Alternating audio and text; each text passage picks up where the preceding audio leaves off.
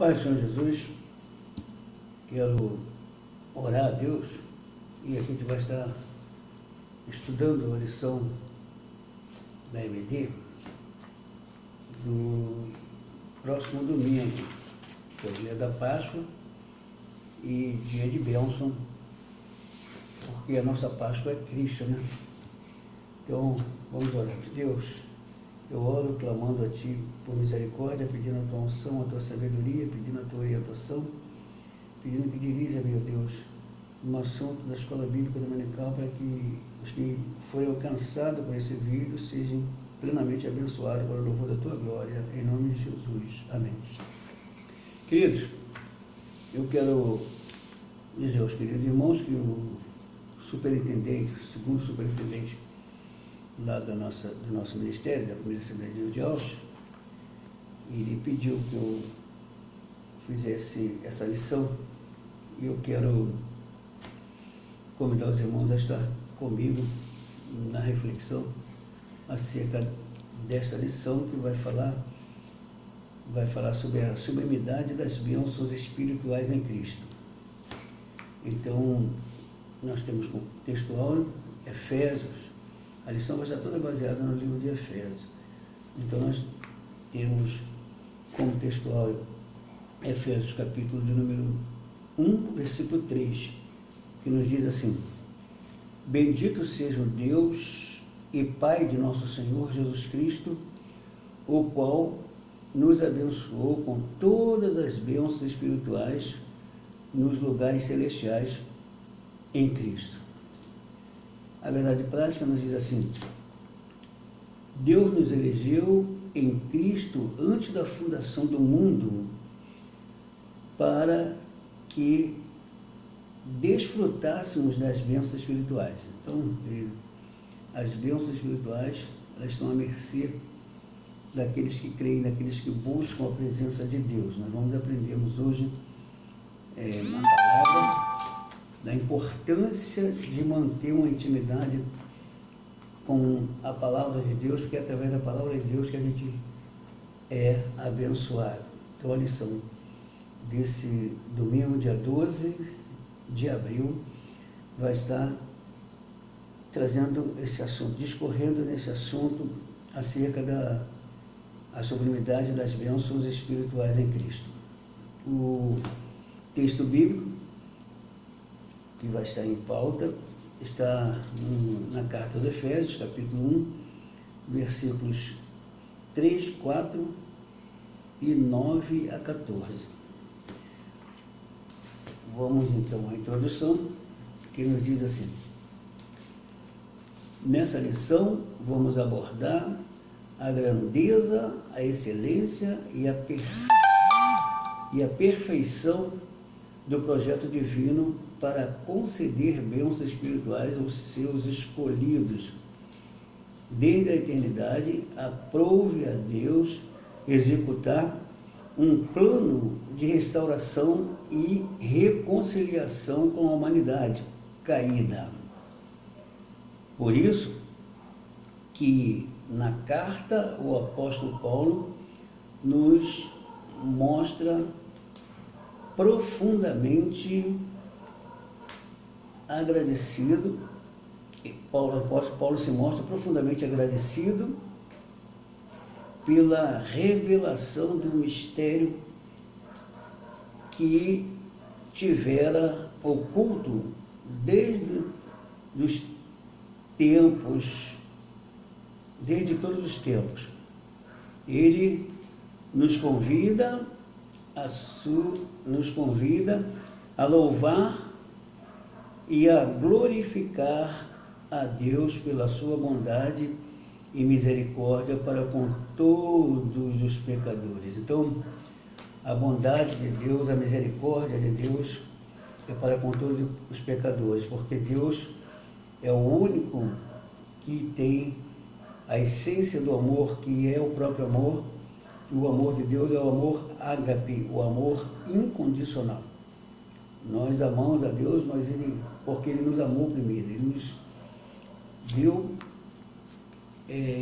esse privilégio, nos otorgou esse direito, nos concedeu esse direito pela sua infinita bondade e misericórdia. O primeiro tópico fala sobre a nova posição em Cristo. Em Cristo temos que ser diferentes. Quem aceita Jesus tem que sofrer uma mudança geral na vida. Então diz aqui a introdução aqui do primeiro tópico, diz assim: no passado estávamos perdidos e condenados à morte eterna, mas por sua infinita graça Deus nos outorgou em Cristo o privilégio da salvação. Então, Deus nos deu em Cristo. Sem Jesus não tem salvação. Ninguém pode salvar-se pela sua alta bondade, ninguém pode salvar pela sua alta justiça, porque a salvação está em Jesus. Foi Ele quem pagou o preço pela nossa salvação. Aqui o primeiro tópico vai falar sobre, o primeiro subtópico vai falar sobre a doxologia, isso é, louvor, adoração. Nós não adoramos a Deus só quando cantamos. Nós adoramos a Deus quando obedecemos a sua palavra e vivemos voltado para a sua vontade. Então uma palavra vai dizer assim, após expor os versículos de abertura da epístola, que é o versículo, no capítulo 1, versículo 1 e 2, o apóstolo Paulo apresenta uma sequência de texto que se caracteriza pela verdadeira adoração e bondade ativa de Deus. Então ele vai mostrar aqui no capítulo 1, versículos 3 a 14, e depois ele vai estar fazendo um desfecho disso aqui. Ele diz assim, ele começa pela frase: bendito seja o Deus e Pai de nosso Senhor Jesus Cristo. Aí é o versículo 3, aí onde bendito significa digno de louvor. Olha que coisa gloriosa, irmão. Jesus é digno de louvor, o nosso Deus é digno de louvor por ter enviado Jesus para libertar-nos da maldição do pecado e da morte. Aí o apóstolo da sequência até o versículo 14, por meio de um maravilhoso tributo ao Eterno e suas muitas bênçãos concedidas aos homens. Nesse texto bíblico, trata-se de um hino teológico de gratidão, caracterizado pela repetição dos seguintes refrões: para louvor e glória da sua graça, versículo 6, ou para louvor da sua glória, nos versículos 12 e 14. Aquele ao qual devemos adorar está identificado na expressão Deus e Pai de Jesus Cristo, uma clara referência à Santíssima Trindade, com ênfase na natureza divina de Jesus, seu Filho. Então, ele está dando ênfase à natureza divina, porque Jesus, ele, quando esteve na terra, exerceu duas naturezas, uma humana e outra divina. Ele despiu-se da sua glória, mas veio a esse mundo tomando forma de homem, mas ele foi 100% homem e 100% Deus. Então, querido, ele é digno de louvor, digno de adoração, digno de honra, porque ele veio, assumiu a nossa culpa, a nossa dor, e por isso ele merece a nossa adoração, o nosso louvor, e a ênfase que Paulo dá a sua natureza divina. Por isso ele é merecedor. O segundo subtópico aqui do primeiro tópico fala sobre as bênçãos espirituais. Obviamente que as bênçãos espirituais não são materiais, mas provenientes dos lugares celestiais, isso é, do reino espiritual. Essas bênçãos são mencionadas na longa passagem de Efésios, no capítulo 1, versículos 3 a 14.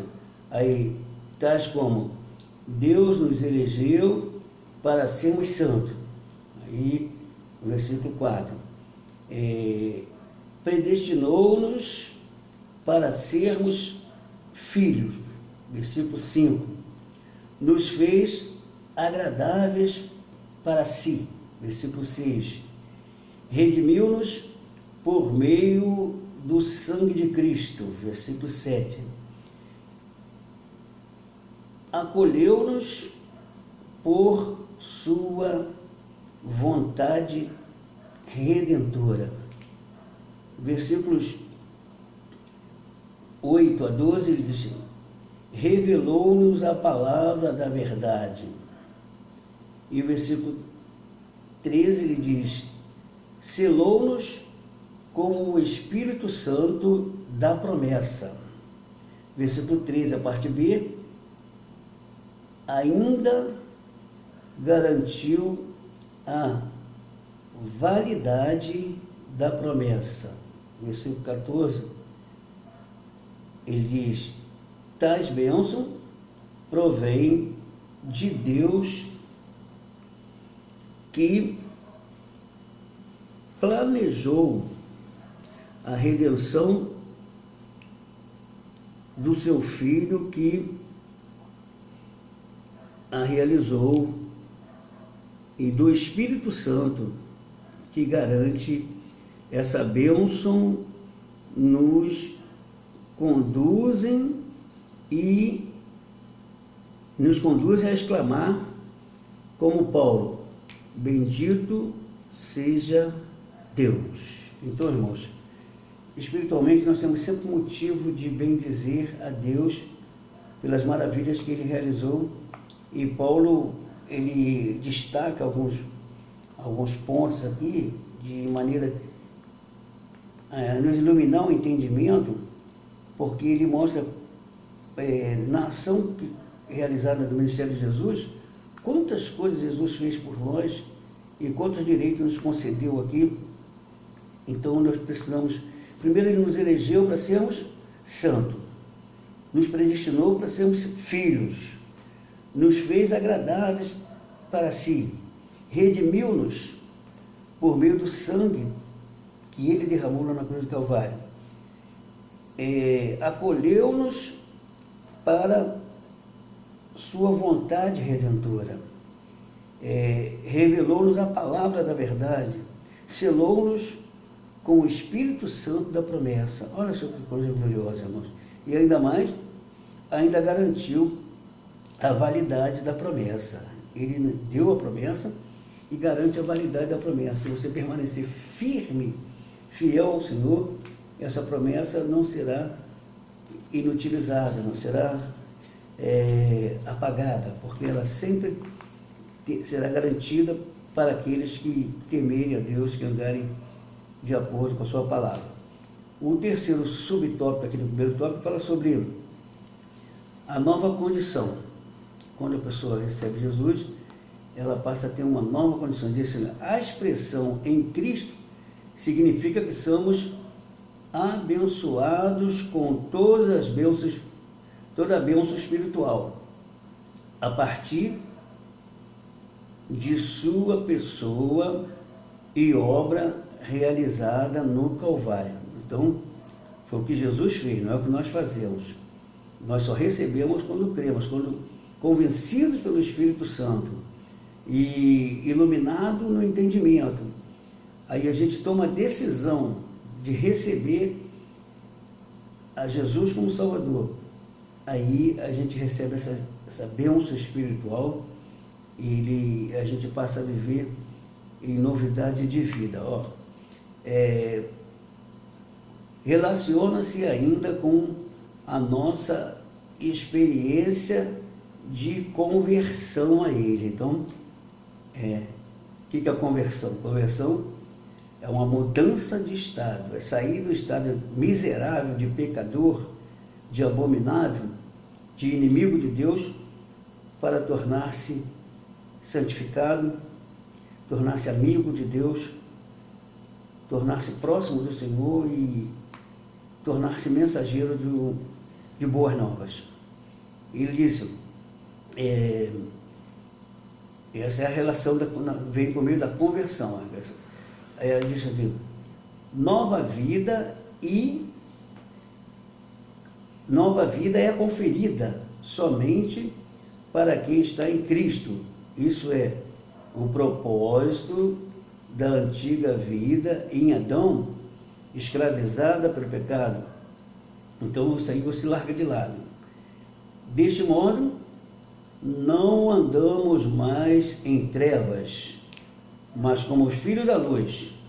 Portanto, nossa nova posição é caracterizada pela salvação em Cristo e por isso desfrutamos de todos os benefícios advindo da sua redenção. Nós desfrutamos de todos os benefícios porque decidimos abrir mão dos prazeres pecaminosos, decidimos abrir mão do mundão do pecado para vivermos uma vida em novidade, porque recebemos Cristo. Agora, Ele é o nosso Senhor, Ele é o nosso Salvador, mas também é o nosso Senhor. Muitos querem Jesus como Salvador. No momento de aperto, chamam por Jesus por salvação, mas não querem Ele como Senhor, porque não querem obedecer a sua palavra. Mas o verdadeiro convertido, ele se aproxima do Senhor Jesus e aceita o seu senhorio e passa a viver em novidade de vida. Ele nos garante isso. Então, essa nova condição, ela é recebida quando nos convertemos a Cristo de todo o coração. Vamos aqui para o segundo tópico, que fala sobre uma vida cristocênica. Uma vida cristocênica. Neste mundo, olha, irmãos, viver uma vida cristocênica voltada para agradar a Cristo, fazendo aquilo que vem de Cristo. A introdução aqui desse segundo tópico fala assim, embora o pecado tenha adentrado no mundo, Deus projetou a primazia de Cristo na remissão dos pecadores e na restauração de todas as coisas para o louvor da sua glória. Então, o pecado ele maculou a raça humana, mas Deus já antes da fundação do mundo, ele já tinha projetado em Cristo a nossa redenção. Então nós somos redimidos por Cristo, por amor, pela graça do Senhor, pela sua infinita bondade. Ele ama a humanidade de uma maneira inexplicável. Não existe palavras que possam descrever o amor de Deus. O primeiro subtópico aqui do segundo tópico fala sobre a revelação do mistério. A frase descobrindo-nos o mistério da sua vontade, ela sinaliza a revelação da verdade que estava oculta aos santos de Deus. Então, quando você aceita Jesus, se aproxima de Deus, algo que você desconhecia acerca de Deus, que você não teria acesso, ele passa a te revelar e passa a iluminar o seu entendimento para compreender coisas que eram de fato misteriosas. Deus é misterioso, mas ele revela para aqueles que se aproximam dele algo para que as pessoas possam conhecer mais a sua vontade. Então ele continua só, essa verdade diz respeito aos decretos eternos que Deus planejara por sua soberana vontade, com o propósito de salvar os pecadores. Essa vontade divina é revelada segundo o seu beneplácito, isso é, de acordo com o que lhe agrada. Lhe agrada fazer por amor e misericórdia. Então, beneplácito é consentimento, é o consentimento de Deus. Deus quis, por causa do seu infinito amor, ele quis nos conceder essa salvação. E não é porque nós merecemos, mas ele quis nos conceder essa salvação. Mas Deus, ele não faz nada por força e violência. Ele chama o pecador por meio da sua palavra, ele mostra o caminho da verdade e a pessoa decide se quer ou não. Não é por força nem por violência, mas é pelo Espírito Santo. Mas essa palavra tem poder de mudar, de tirar a negridão que está sobre as pessoas sem Cristo, as pessoas que ainda não foram iluminadas no seu entendimento por essa palavra. Elas precisam de ouvir essa palavra pela instrumentalidade daqueles que já receberam. No nosso caso, como cristãos, nós precisamos pregarmos a palavra, anunciarmos essa verdade, notificarmos as pessoas desse amor que Deus tem por cada criatura, mas que se as pessoas rejeitarem, ele nada poderá fazer, mas que se as pessoas se aproximarem dele, ele recebe e traz esclarecimento. Então ele diz, sua vontade foi executada conforme o seu desígnio por intermédio de Cristo, para que o Filho em tudo tivesse a preeminência,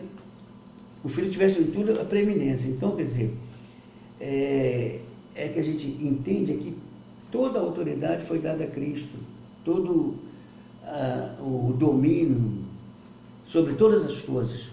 Então, ele permitiu que o seu Filho viesse a esse mundo e realizasse a obra de redenção, porque Jesus venceu todas as coisas e é vencedor, porque por ele todas as coisas que foi feita se fez, por meio de Jesus, que pode ser considerado como a palavra de ação para a criação de todas as coisas. Então, amado, é de extrema importância que entendamos que esse mistério é revelado à nossa vida quando a gente se aproxima de Deus, quando a gente abre o coração. Essa revelação do mistério, ela vem a nós através de uma aproximação a Deus. O segundo subtópico aqui do segundo tópico, ele fala sobre a plenitude dos tempos. Paulo revela que o plano divino é fazer convergir em Cristo todas as coisas. Isso inclui tudo o que foi criado por Cristo, para Cristo, e o que subsiste em Cristo. Então, nós encontramos aqui uma referência em João, capítulo 1, que ele diz, no princípio era o verbo era Deus, o verbo estava com Deus. Jesus existe desde o princípio, ele não foi criado, ele existe desde o princípio. No princípio ele era o verbo é a palavra com a qual foi criado todo o universo. Então, ele existe na plenitude dos tempos, completo, não tem nenhum vazio no tempo que Jesus não estivesse presente. Então, querido, dando continuidade, ele diz, implica dizer que todo o universo, céu e terra, estarão submissos à autoridade soberana de Cristo. Ele é Senhor nos céus e na terra, e Ele é soberano. Nós vemos aí dias onde muitos se levantam e querem dominar o mundo, é ordem mundial, é isso, aquilo, mas o Senhor, a autoridade maior, é o Senhor Jesus. No momento certo Ele vai se levantar e vai tomar direção sobre todas as coisas e vai ajustar tudo segundo a sua vontade. Então é bom que entendamos isso. Ó. Ele diz assim, ó, nesse sentido, a ruptura provocada pelo pecado de Adão é restaurada completamente em Cristo. Essa declaração não tem conotação universalista. É a ideia que no fim de todos serão salvos. Então, esse negócio de todos serão salvos, não. Mas que finalmente tudo será como Deus planejou. Cristo, cabeça da igreja, Cristo, cabeça da igreja, também a cabeça do universo. A dispersação ou a administração desse plano será na plenitude do tempo.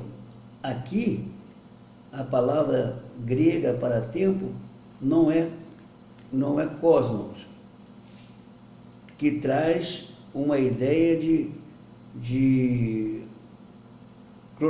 cronologia, mas kairos, que refere ao tempo divino, previamente determinado para que todas as coisas estejam sob o domínio de Cristo. Então, querido, há uma diferença entre o tempo do homem e o tempo de Deus. Isso a gente usa muito, falar no tempo de Deus, porque o tempo de Deus, irmãos, é diferente do tempo do homem. O tempo do homem é cronometrado, mas o tempo de Deus não.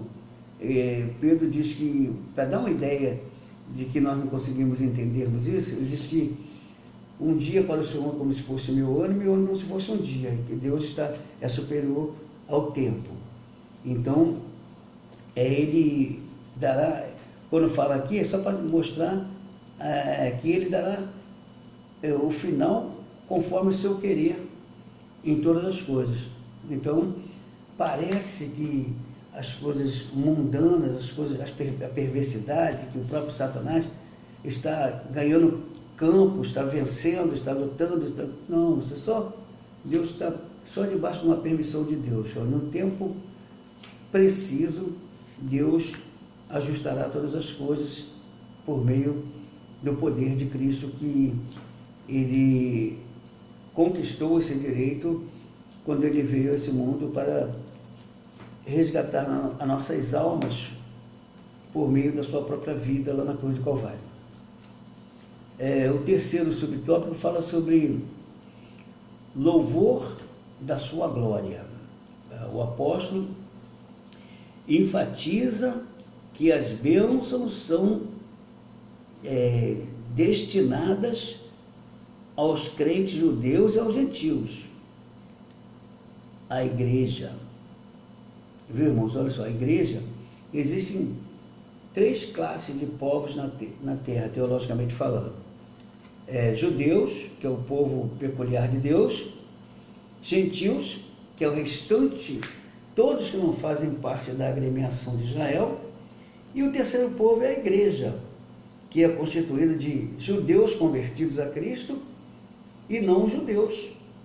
Então, irmãos, o povo mais forte do mundo é a igreja, porque na realidade Cristo veio para separar um povo, para fazer um povo para a eternidade. Então, os judeus se converterão a Cristo. Alguns aguardam o Messias, mas alguns já dormiram crendo no Messias. Então, Jesus, ele é o único Salvador. Só há salvação por meio da fé em Jesus.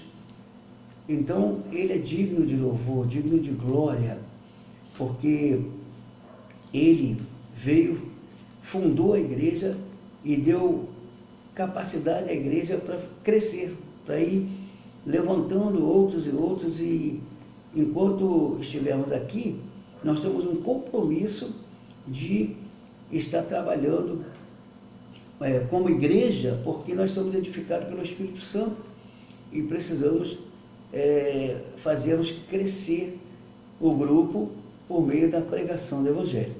Então, diz assim, a igreja, Paulo muda o pronome nós, ele e os judeus, para o também vós, os gentios, indicando que em Cristo os crentes de ambos os povos são herdeiros da promessa. Então, é em Cristo. Fora de Cristo não tem salvação. Então, ninguém pode ser orgulhoso pela pátria terrena, no que tange a destaque para ser melhor do que o outro. Não, todos somos iguais. Já é o povo de Deus, mas se eles não se converterem, os que não se converterem, também não alcançarão a salvação. Por isso que vai haver muita batalha, vai haver, e no final a gente vai ver pela Escritura que no final o povo de Israel se rende ao Senhor, reconhece o Senhor Jesus como Messias para alcançar a salvação. Então, essa palavra que Deus mostra que ele precisa ser glorificado em tudo, em tudo. O louvor ao nome do Senhor pela obra que ele realiza.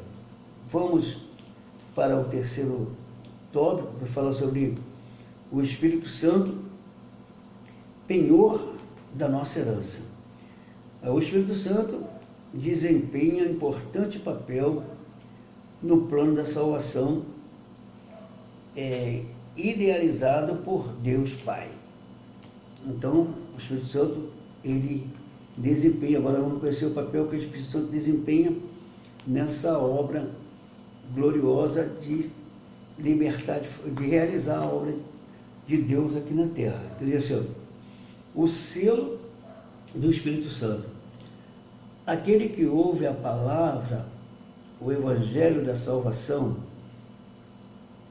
e que por meio da fé se rende a Cristo, recebe o selo do Espírito Santo no momento da sua conversão. O Espírito Santo é dado no momento da conversão. Não confunda batismo com o Espírito Santo com o selo do Espírito Santo. Tem muitas pessoas que, principalmente alguns pentecostais, que têm dúvidas sobre isso aí.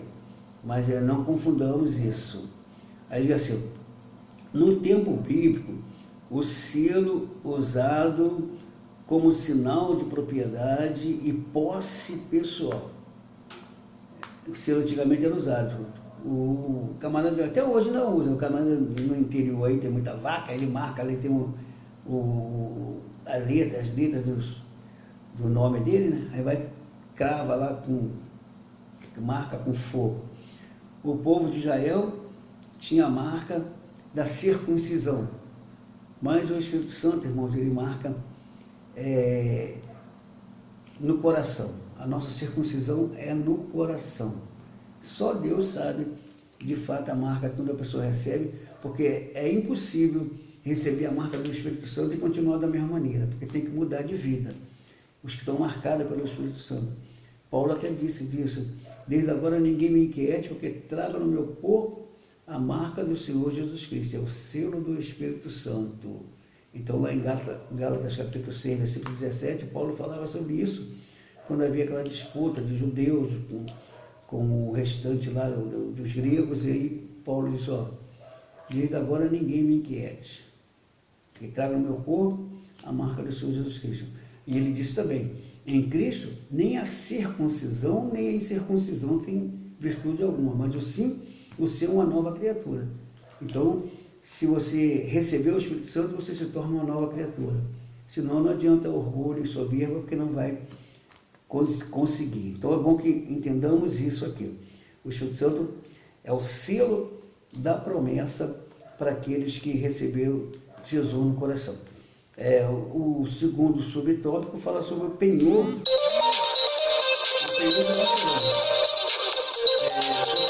O termo grego,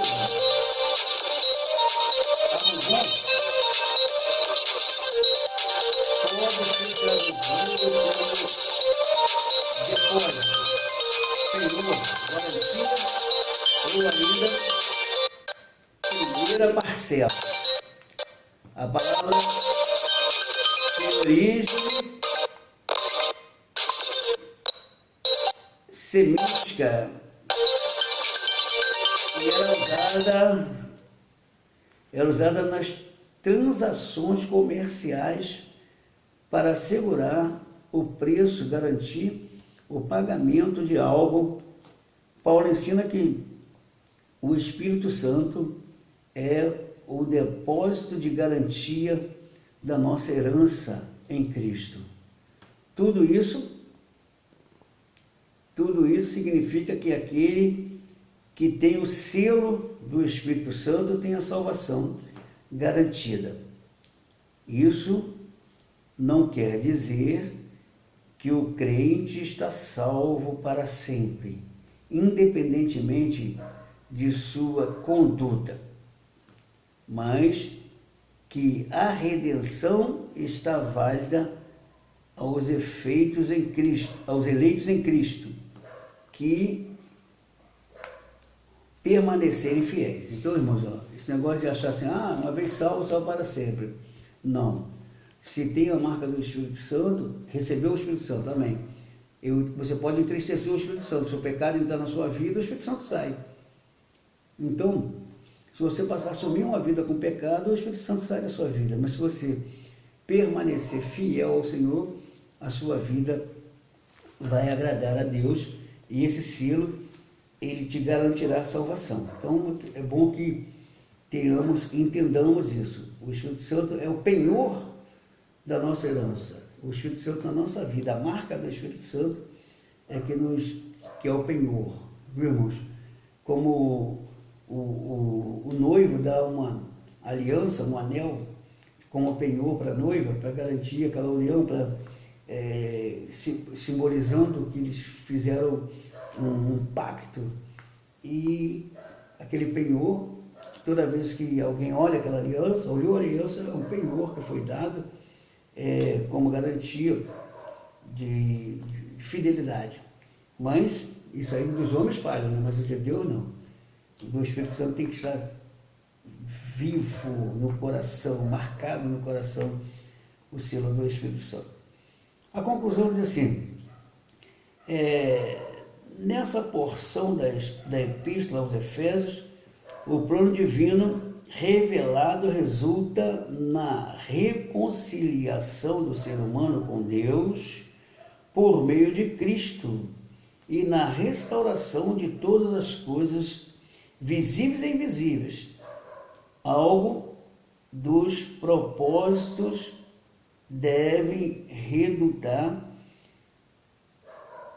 ambos os propósitos devem redundar em louvor e glória ao Deus eterno, na plenitude dos tempos, por desígnio divino, estará plenamente executado. Então, irmãos, Deus executará o seu plano quando recolher a igreja e levar a igreja para morar eternamente com Ele na glória. Permaneçamos firmes, irmãos. Louvemos a Deus pela escola bíblica dominical. Que Deus nos abençoe e que possa aplicar essa palavra nos nossos corações para o louvor da sua glória. No nome glorioso de Jesus. Amém.